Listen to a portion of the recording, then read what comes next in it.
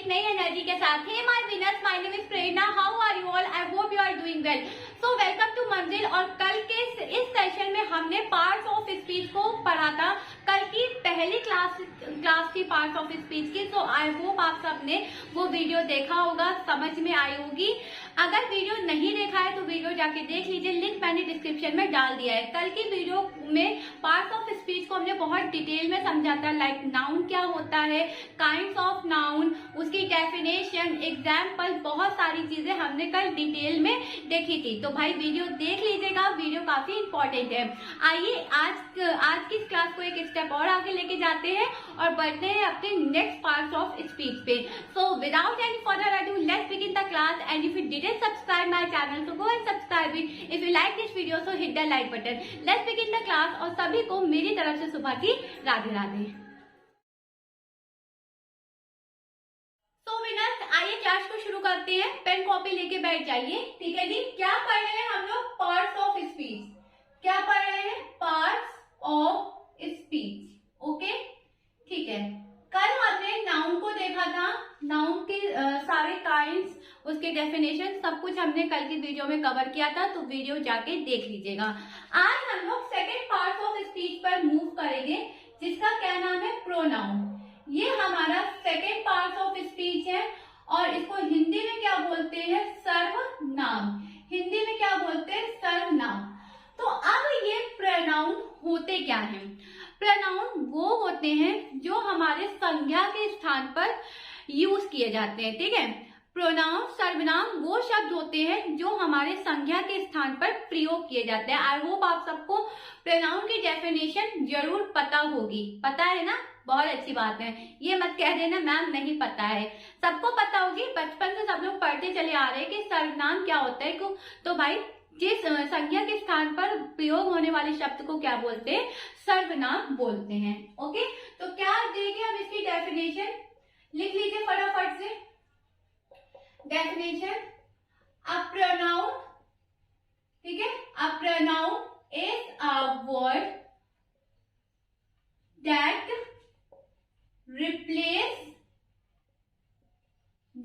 Replace noun. क्या करता है? नाउन को रिप्लेस कर देता है, ठीक है। इट हेल्प्स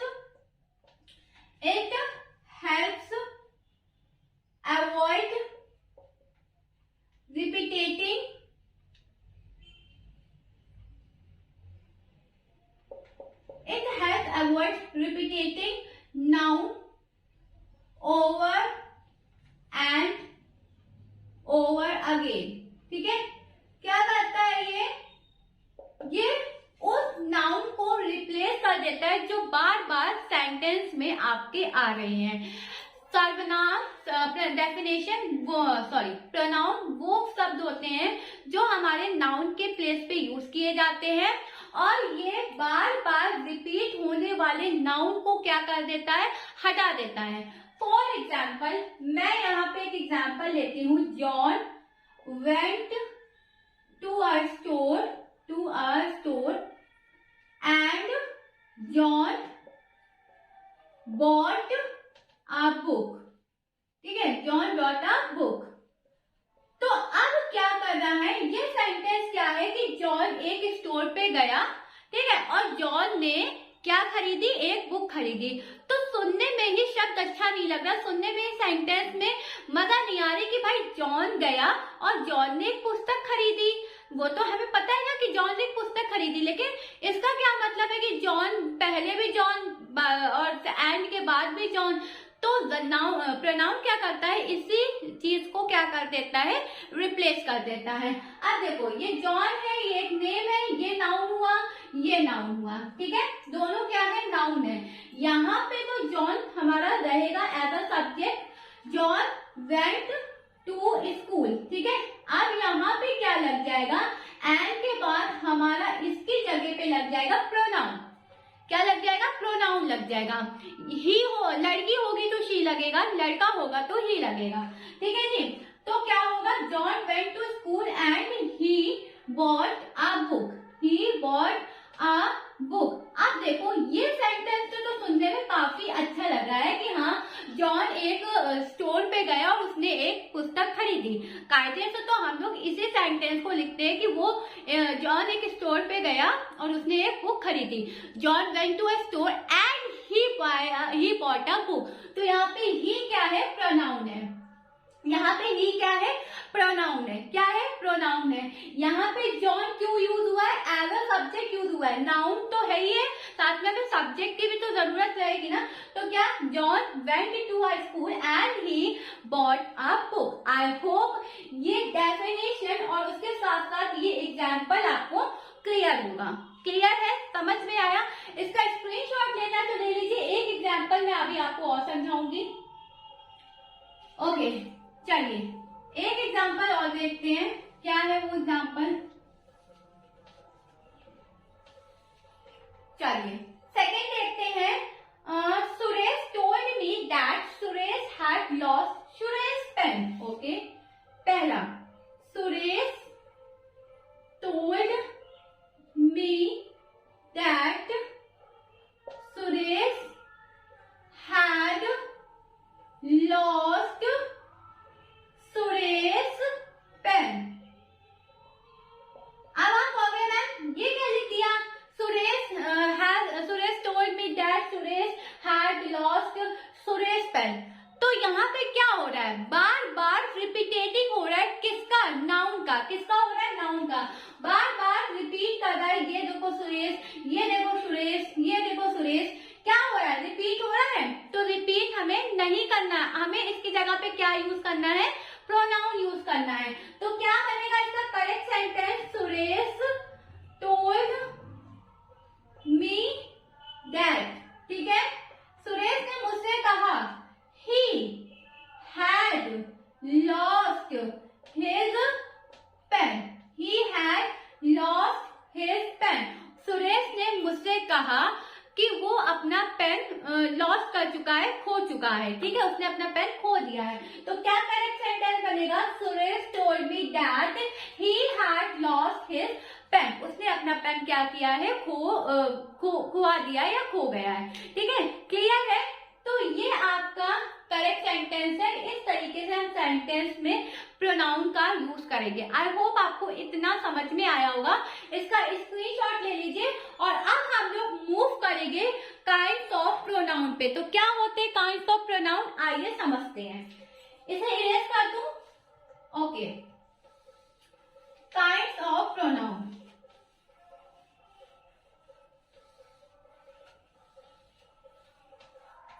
कितने काइंड्स ऑफ प्रोनाउन, ठीक है जी, काइंड्स ऑफ प्रोनाउन। कितने काइंड्स होते हैं इसके, टोटल इसमें 9 काइंड्स होते हैं। कितने काइंड्स होते हैं विनर्स, टोटल इसमें 9 काइंड्स होते हैं। कौन कौन से होते हैं, आइए देख लेते हैं। पहला तो होता है आपका पर्सनल प्रोनाउन। Personal pronoun. दूसरा होता है आपका डिमॉन्स्ट्रेटिव प्रोनाउन। डिमॉन्स्ट्रेटिव प्रोनाउन, ठीक है। तीसरा होता है आपका इंटेरोगेटिव प्रोनाउन। कौन सा होता है जी, इंटेरोगेटिव प्रोनाउन। चौथा होता है आपका रिफ्लेक्सिव प्रोनाउन, ठीक है। कौन सा होता है, रिफ्लेक्सिव प्रोनाउन। पांचवा आपका होता है रिलेटिव प्रोनाउन।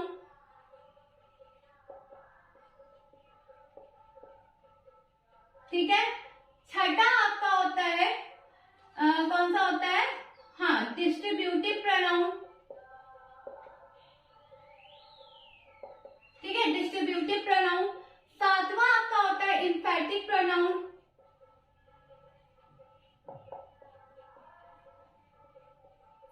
और दो कौन से होते हैं, आठवां कौन सा होता है, एक होता है आपका रिलेटिव, मैंने लिख दिया, रिलेटिव हो गया, रिफ्लेक्सिव हो गया, रेसिप्रोकल प्रोनाउन। एक होता है आपका रेसिप्रोकल प्रोनाउन, ठीक है। और एक आपका होता है कौन सा, इंडेफिनिट प्रोनाउन। एक कौन सा होता है, इंडेफिनिट प्रोनाउन। तो ये होते हैं आपके प्रोनाउन। कौन कौन सा? Personal pronoun, demonstrative pronoun, interrogative pronoun, reflexive pronoun, relative pronoun, distributive pronoun, एम्फैटिक pronoun, reciprocal pronoun, indefinite pronoun. ठीक है, तो ये आपके 9 काइंड्स है। आपने इन्हें क्या करना है? लर्न करना है। सबसे पहले आज हम लोग पर्सनल प्रोनाउन पे मूव करते हैं और पर्सनल प्रोनाउन को समझते हैं कि पर्सनल प्रोनाउन क्या होते हैं। तो इनको नोट करना है, तो नोट कर लीजिए फटाफट से, स्क्रीनशॉट ले लीजिए। ओके, आइए सबसे पहले पर्सनल प्रोनाउन पे मूव करते हैं। ठीक है,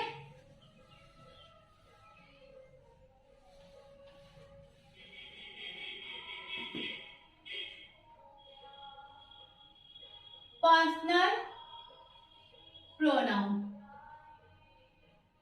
ठीक है, आइए देखते हैं पर्सनल प्रोनाउन क्या होता है। काइंड ऑफ नाउन में सबसे पहला जो प्रोनाउन होता है वो हमारा पर्सनल प्रोनाउन होता है। पर्सनल प्रोनाउन वो प्रोनाउन होते हैं जो हमारे किसी व्यक्ति या वस्तु के बदले में आते हैं, उन्हें हम क्या बोलते हैं? पर्सनल प्रोनाउन बोलते हैं। तो इसकी जो डेफिनेशन है वो क्या है? अ पर्सनल, ठीक है, a personal pronoun, a personal pronoun is a word, personal pronoun refers to a person name, refers to a person name। क्या करते हैं? person name को refer करते हैं। we use personal pronoun as a substitution। क्या जी? as a substitution of person name. ठीक है, of a person name. क्या मैंने अभी आपको डेफिनेशन बताई कि पर्सनल प्रोनाउन वो शब्द होते हैं जो हमारे किसी व्यक्ति या वस्तु के बदले में आते हैं, वो हमारे क्या होते हैं? पर्सनल प्रोनाउन होते हैं। एग्जाम्पल देखते हैं। For example, I am reading. ठीक है, I am reading. Okay, he is running, he is running, it is a book, it is a book। ठीक है, they are ill, they are ill। अब इसमें पर्सनल प्रोनाउन क्या है? अब इसमें पर्सनल प्रोनाउन क्या है? तो I, he, it, they, ये सब क्या है? आपके पर्सनल प्रोनाउन है। ये सारे के सारे क्या है? आपके पर्सनल प्रोनाउन है। आई होप आपको पर्सनल प्रोनाउन की definition as well as example clear होगा। इसका स्क्रीनशॉट ले लो ताकि हम लोग नेक्स्ट पे मूव करें। अब देखो, पर्सनल प्रोनाउन जो होते हैं ना, वो उसमें 3 पर्सन होते हैं। ठीक है, कितने पर्सन होते हैं? 3 पर्सन होते हैं। इसे रेस कर दूं? ओके, देख लीजिए। पर्सनल प्रोनाउन में 3 पर्सन होते हैं। पहला होता है फर्स्ट पर्सन। पहला क्या होता है? First person. ठीक है, दूसरा होता है सेकंड पर्सन और थर्ड होता है हमारा थर्ड पर्सन। थर्ड क्या होता है? हमारा थर्ड पर्सन। ठीक है, पहला होता है फर्स्ट पर्सन, दूसरा सेकंड पर्सन और तीसरा थर्ड पर्सन। 3 पर्सन आपके पर्सनल प्रोनाउन में होते हैं, फर्स्ट, सेकंड एंड थर्ड। ठीक है, फर्स्ट होता है आई और वी। फर्स्ट क्या होता है? आई वी। सेकंड क्या होता है? यू होता है और थर्ड क्या होता है? दे होता है। अभी मैं पूरा का पूरा चार्ट इसको आपको यहीं पे समझा दूंगी कि फर्स्ट पर्सन किस तरीके से होता है, उसका ऑब्जेक्टिव क्या होता है, ये सब्जेक्टिव क्या होता है, ऑब्जेक्टिव केस क्या होता है, ये सारी चीजें अभी मैं आपको इसी वीडियो में समझा दूंगी। तो पहले तो पर्सनल प्रोनाउन में 3 पर्सन होते हैं। फर्स्ट पर्सन होते हैं, सेकंड पर्सन होते हैं, थर्ड पर्सन होते हैं। थर्ड पर्सन क्या होते हैं? ही होता है, शी होता है, यू तो सेकंड आ जाता है, दे होता है। ठीक है, ये सारे के सारे क्या होते हैं? Third person. किसी का नेम आ जाए तो थर्ड पर्सन, किसी का नेम आ जाए तो थर्ड पर्सन। ठीक है, अब आइए चार्ट समझते हैं कि चार्ट किस तरीके से इसे बनाया जा सकता है। आइए जी, एक मिनट। ओके,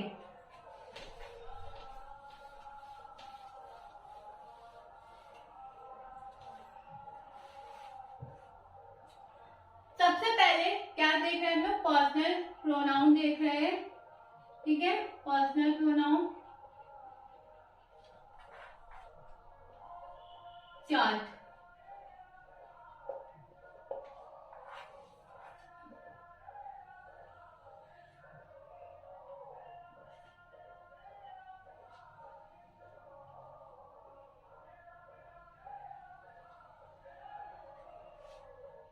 यहाँ पे आ जाएगा आपका यहाँ पे आ जाएगा आपका पर्सन कितने होते हैं।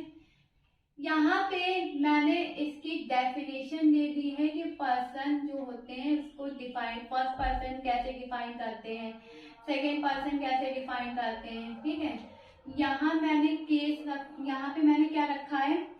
सब्जेक्टिव। ठीक है, सब्जेक्टिव।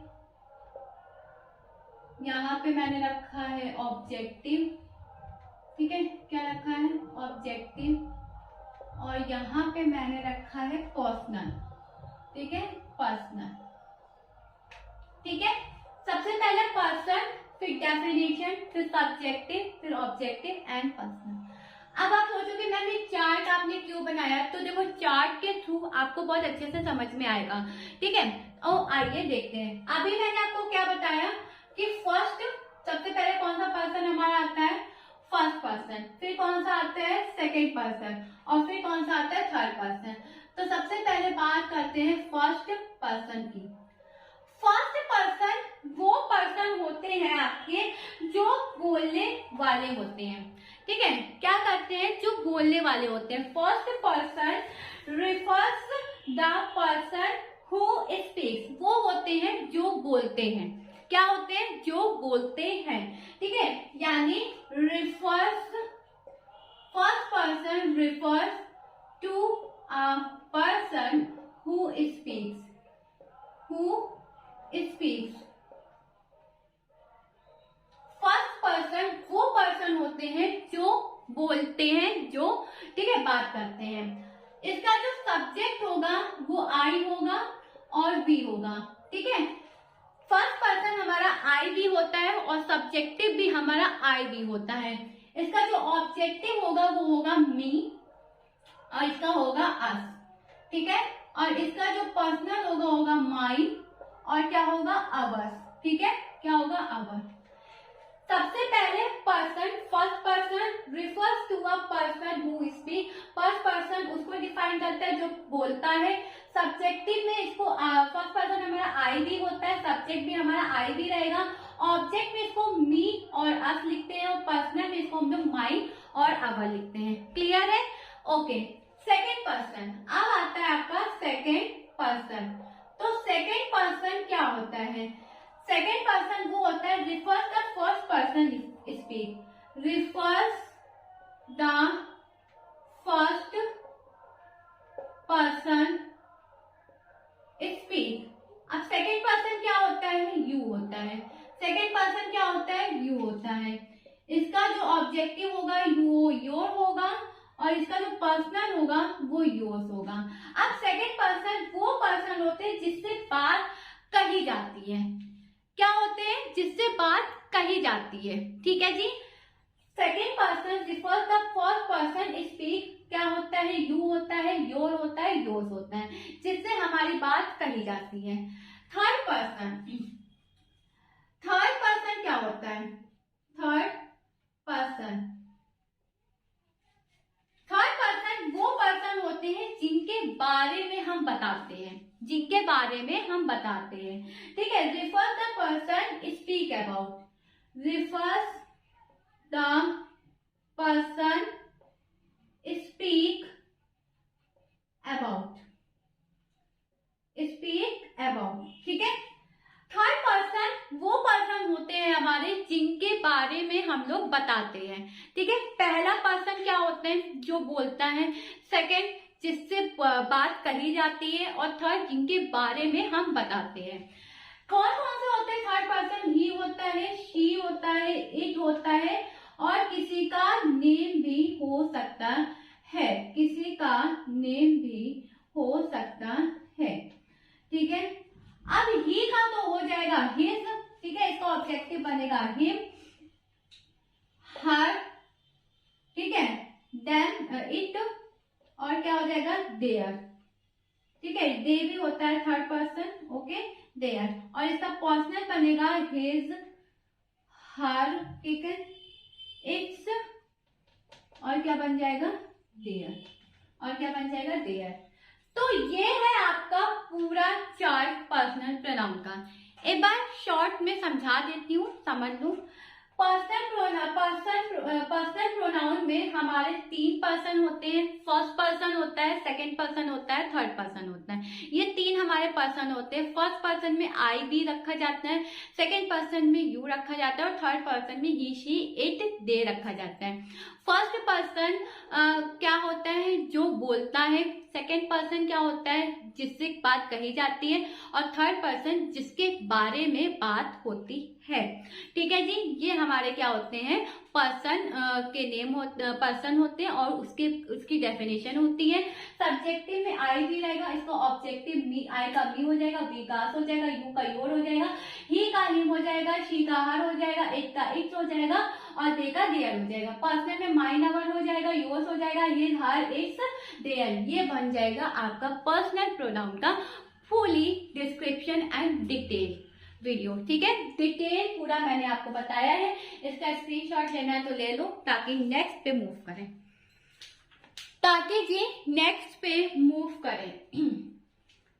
ओके, हो गया, चलिए।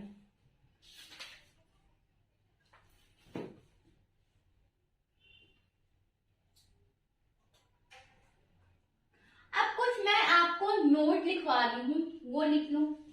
ठीक है, आप कुछ नोट लिखवा दी हूँ, इसी पर्सनल प्रोनाउन के पॉइंट टू बी नोटेड डाल के लिखूं।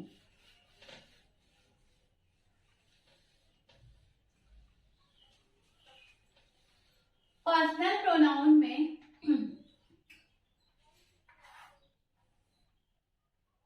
ठीक है, पॉइंट मस्ट बी फोकस, जिस पे हमें करना है क्या है? पॉइंट नंबर 1, P1 मैंने यहाँ डाला है। ठीक है, क्या है कि माई, अवर, योर और हर, ये सारे क्या होते हैं? वर्ब के बाद यूज किए जाते हैं। ठीक है, क्या क्या? माई, अवर, योर, हर, ये सारे के सारे वर्ड किसके बाद आते हैं? वर्ब के बाद आते हैं। किसके बाद आते हैं? वर्ब के बाद। These words used after verb। ठीक है, किसके बाद यूज कर सकते हैं इसको? वर्ब के बाद हम लोग यूज कर सकते हैं। माइन हुआ, अवर हुआ, योर हुआ, हर हुआ, ये वर्ड्स ऐसे हैं जो हमारे वर्ब के बाद आते हैं। जैसे for example, this is your house, this is your house. मैंने बहुत छोटा और बिल्कुल सरल सा एग्जाम्पल ले लिया है। ठीक है, दिस इज योर हाउस। अब इस क्या है हमारा? इस क्या है हमारा? वर्ब है। और वर्ब के बाद क्या आया है? आपका प्रोनाउन आया है। ठीक है, पर्सनल प्रोनाउन आपका किसके बाद आया है? वर्ब के बाद आया है। तो ये क्या होगा? आपका इस तरीके से यूज होगा। पॉइंट नंबर 2 लिखो। पॉइंट नंबर 2 है कि जब तीनों पर्सन एक साथ किसी प्रयुक्त होते हैं। ठीक है, okay, when 3 person come use in a sentence together, so the formula is 2, 3, 1। ठीक है, क्या होगा फॉर्मूला? 2, 3, 1। अब आप सोचोगे कि मैम ये फॉर्मूला क्या है? ठीक है, अब आप ये सोचोगे कि मैम ये 2, 3, 1 का क्या फंडा है? हमें समझ नहीं आया। देखो, जब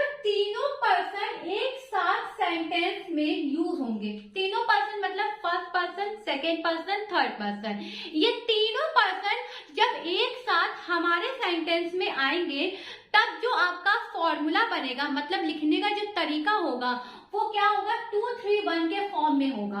किसके फॉर्म में होगा, 2 3 1 के फॉर्म में होगा।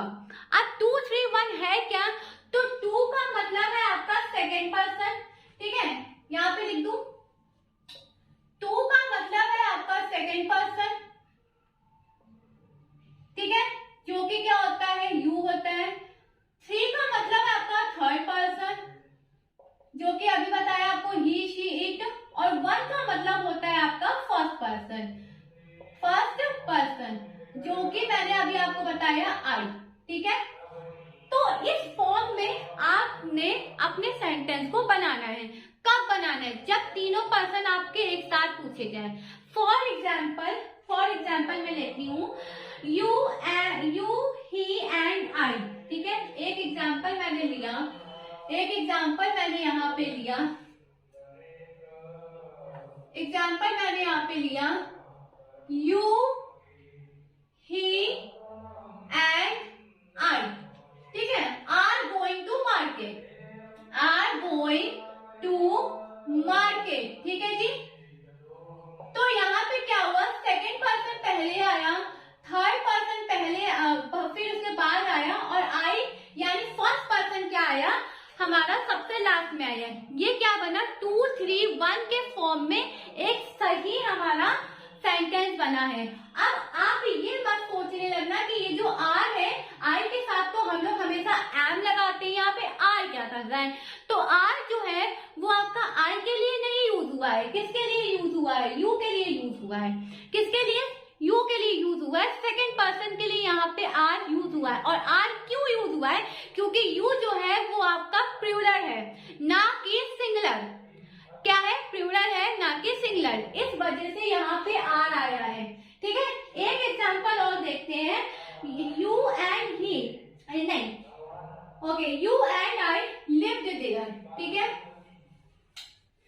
You and I, example number 2 है, you and I lived there, ठीक है, मैं और तुम एक साथ रहते थे, ठीक है जी।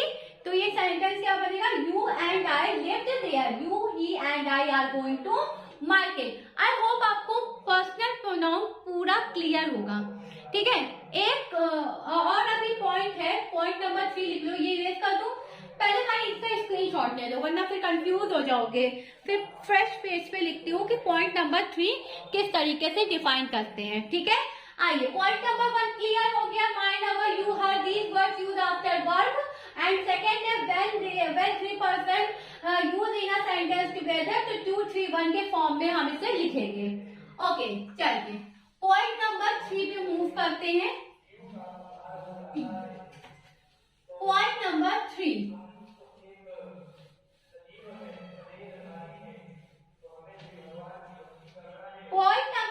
क्या है कि इट का प्रयोग निर्जीव वस्तु, पशुओं, पक्षियों, छोटे बच्चों, मौसम तथा उल्लेख करने के लिए होता है, ठीक है जी। ओके, पॉइंट नंबर 4 है, 3 है ना, 4 नहीं होगा, 3 है। Point number 3, use of it, ठीक है। तो यूज ऑफ इट कहाँ कहाँ होगा, पशुओं के लिए, ठीक है, निर्जीव चीजों के लिए, छोटे बच्चों के लिए, ठीक है, ये सब चीजों के लिए हमारा क्या यूज होगा, इट यूज होगा। ओके, तो मैं लिख देती हूँ, यूज ऑफ इट वस्तुओं, पशुओं, पक्षियों, ठीक है, वस्तुओं, पशु पक्षियों, ठीक है, और क्या, पशु पक्षियों, और क्या होगा, छोटे बच्चों, और नॉन लिविंग के लिए, निर्जीव चीजों के लिए, ठीक है। इन सब के लिए आपका क्या यूज होगा, इट यूज होगा। इन सब के लिए क्या यूज होगा, इट यूज होगा। ओके, फॉर एग्जाम्पल एक एग्जाम्पल देख लेते हैं, इट इज 10 केक, ठीक है, it is 10 cake, it is 10 cake, cat, ठीक है जी। अब ये क्या है, ये जो बिल्ली है ये पालतू है, क्या है, पालतू है। तो कैट यहाँ पे क्या है, एनिमल है और उसके लिए यूज क्या हुआ है, इट यूज हुआ है। और कैट एक है, इस वजह से यहाँ पे क्या लगा है, इट लगा है। आई होप आपको पॉइंट नंबर 3 भी क्लियर होगा, ठीक है। तो इसको आप इंग्लिश में ट्रांसलेट कर लेना, किसके लिए, use of it is use for things, animals, small child as well as non living things, ठीक है जी। इसके लिए हम किसका यूज करेंगे, इट का यूज करेंगे, ओके, ठीक है। तो ये थे आपके पर्सनल प्रोनाउन, जिसमें हमने सिर्फ पर्सन समझा, पर्सन का पूरा चार्ट समझा। चार्ट के बाद हमने पूरा कुछ 3 पॉइंट्स थे जो भी हमें फोकस करने थे, वो हमने समझा। तो ये आपका पूरा पर्सनल प्रोनाउन था। अब हम लोग नेक्स्ट प्रोनाउन पढ़ने वाले हैं, demonstrative. Demonstrative pronoun, demonstrative pronoun. अब ये प्रोनाउन कौन से होते हैं, हिंदी में इनको हम लोग क्या बोलते हैं, संकेतवाचक। क्या बोलते हैं, संकेतवाचक सर्वनाम। ये वो प्रोनाउन होते हैं जो किसी व्यक्ति या वस्तु को क्या करते हैं, संकेत करते हैं, ठीक है। क्या करते हैं, संकेत करते हैं। डिमॉन्स्ट्रेटिव प्रोनाउन, देख लो इसकी डेफिनेशन क्या होते हैं, जो किसी व्यक्ति या वस्तु को संकेत करते हैं। Are demonstrative pronoun, are demonstrative pronoun, ठीक है, इज शो और आर यूज्ड टू शो और आइडेंटिटी, ठीक है, ऑफ नंबर ऑफ नाउन्स। क्या मैंने अभी बोला आपसे कि जो डिमॉन्स्ट्रेटिव प्रोनाउन क्या होते हैं, जो किसी व्यक्ति या वस्तु की ओर क्या करते हैं, संकेत करते हैं, इसीलिए इनका नाम क्या पड़ता है, डिमॉन्स्ट्रेटिव प्रोनाउन होता है। ये 4 टाइप्स के होते हैं। इंग्लिश में क्या मैंने डेफिनेशन दी, demonstrative pronoun are used to show और identity of number of pronoun. ये क्या होते हैं, दीज आर 4 टाइप, 4 पार्ट्स होते हैं, इसके टाइप्स नहीं होते, 4 पार्ट्स होते हैं। कौन कौन से होते हैं डिमॉन्स्ट्रेटिव, पहला दिस, दूसरा दैट, ठीक है, तीसरा क्या होगा, दीज, और चौथा क्या होगा, दोस, ठीक है जी। 4 पार्ट होते हैं डिमॉन्स्ट्रेटिव में, दिस, दैट, दोस और दीज और दोस, ठीक है। दिस और क्या कहते हैं, दीज हमारे पास के लिए यूज होते हैं। This and these are use to near B, and that और those are use to over, far away, ठीक है। यानी दिस और दीज का यूज हम लोग पास की चीजों के लिए, दैट और दोस का यूज दूर की चीजों के लिए करते हैं। क्लियर है, समझ में आया? एग्जाम्पल से समझ लेते हैं, आइए इसका स्क्रीनशॉट ले लो, फिर एग्जाम्पल लिखवा देती हूँ। तो आई होप आपको ये समझ में आया होगा कि डिमॉन्स्ट्रेटिव प्रोनाउन क्या होते हैं और उसकी डेफिनेशन हम लोग क्या दे सकते हैं, ठीक है। चलिए, for example this is my pen, that is your house. This is my pen, ठीक है। Second, that is your house, ठीक है, दैट इज योर हाउस। तो दिस क्या है, पास के लिए, ये मेरा घर है, और सॉरी ये मेरा पेन है, वो तुम्हारा घर है, यानी जो वो है वो क्या है, दूर है, और दूर क्या है, घर है। तो क्या यूज हुआ है, दैट यूज हुआ है। क्या यूज हुआ है, दैट यूज हुआ है। तो दिस और दिस और these use to near be, ठीक है। दैट और दोस यूज्ड टू फार, ठीक है। किसके लिए यूज होता है, फार के लिए यूज होता है। डिमॉन्स्ट्रेटिव प्रोनाउन थोड़ा सा ही है, छोटा सा ही है, ठीक है। आई होप ये आपको क्लियर होगा, ठीक है।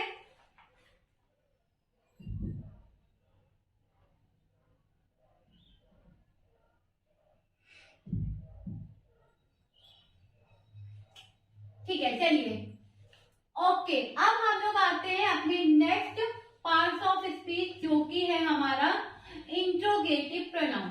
ठीक है, सॉरी, नेक्स्ट इंटेरोगेटिव प्रोनाउन क्या होते हैं ये समझते हैं। ठीक है जी, इंट्रोगेटिव प्रोनाउन वो प्रोनाउन होते हैं जो प्रश्न पूछने के लिए आते हैं। ठीक है, and interrogative pronoun is that pronoun which is used to ask the question. ठीक है, वो हमारे क्या होते हैं, इंटेरोगेटिव प्रोनाउन होते हैं। इसकी डेफिनेशन देख लेते हैं। An interrogative pronoun which is used to ask the question. ठीक है, क्या करते हैं, प्रश्न पूछने के लिए आते हैं, वो हमारे क्या होते हैं, इंटेरोगेटिव प्रोनाउन होते हैं। Example, for example, who, whose, ठीक है, विच और लास्ट में क्या, व्हाट, ये सारे के सारे क्या है आपके इंट्रोगेटिव प्रोनाउन है। क्या है, इंट्रोगेटिव प्रोनाउन। हु, हुम, हुज ये पर्सन के लिए लगते हैं, विच आपका चूजमेंट के लिए लगता है, चॉइस के लिए लगता है, और व्हाट आपका कोई इंफॉर्मेशन या थिंग्स हो उसके लिए लगता है। आइए इसको थोड़ा सा डिटेल में देख लेते हैं। ठीक है, एक चार्ट के अकॉर्डिंग समझ लेते हैं इसको। चलिए इसका स्क्रीनशॉट ले लो। ओके,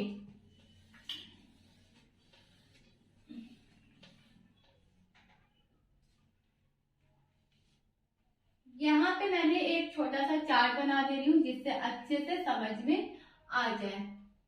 ओके,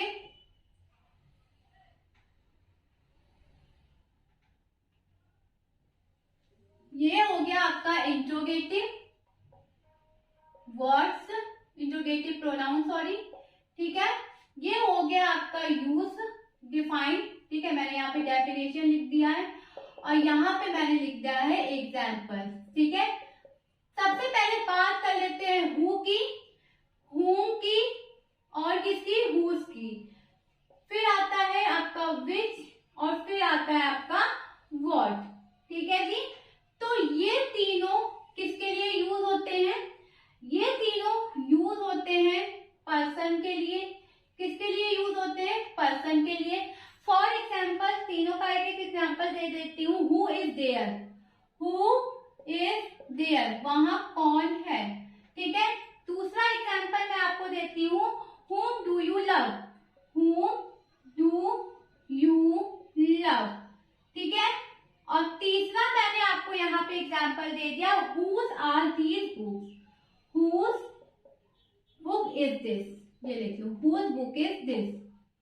ठीक है, तो यहाँ क्या बोल रहा है कि who is there, वहां कौन है, किसी पर्सन को ही वो बोलेगा, अन्य कोई नॉन लिविंग थिंग्स तो वहां होगी नहीं, है ना।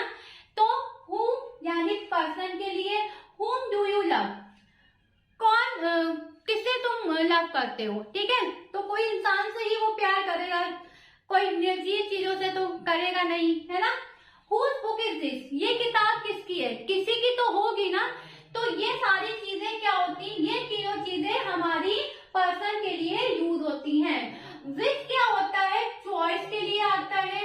For example, which is your sister, which is your sister, Sarla और मेघा। ठीक है, तुम्हारी कौन सी बहन है, सरला है या मेघा है, तो जो बहन होगी वो बता देगा। तो विच किसके लिए आता है, चॉइस के लिए आता है। और व्हाट किसके लिए आता है, इंफॉर्मेशन के लिए आता है या थिंग्स के लिए आता है, इंफॉर्मेशन और थिंग्स के लिए आता है। फॉर एग्जाम्पल, मैंने यहाँ पे आपको लिखा, what are you reading, what are you reading. ठीक है, क्या पढ़ रहे हो, तो कुछ तो पढ़ ही रहा होगा, पूछोगे तो बताएगा क्या पढ़ रहे हो, भाई बुक पढ़ रहे हैं या न्यूज़पेपर पढ़ रहे हैं या कोई नॉवेल पढ़ रहे हैं। तो ये सारी चीजें मैंने आपको यहाँ पे पूरा चार्ट के थ्रू डिफाइन कर दिया। ठीक है, आई होप आपको ये चार्ट समझ में आया होगा। सो फिलहाल के लिए आज के लिए बस इतना ही। आज हम लोग ने 3 काइंड्स ऑफ नाउन को समझा। कल के सेशन में हम इसको कंटिन्यू करेंगे। सो बस पढ़ते रहिए। That's all for today. पढ़ते रहिए, मेहनत करते रहिए और क्या कहते हैं आगे बढ़ते रहिए, डेली प्रैक्टिस करिए। कोई भी प्रॉब्लम हो मेरे कमेंट सेशन में जरूर पूछिए। मिलती हूँ आपसे कल, same time same place. Bye bye, take care, have a great day, good luck, keep learning, have a nice day. Bye bye, take care.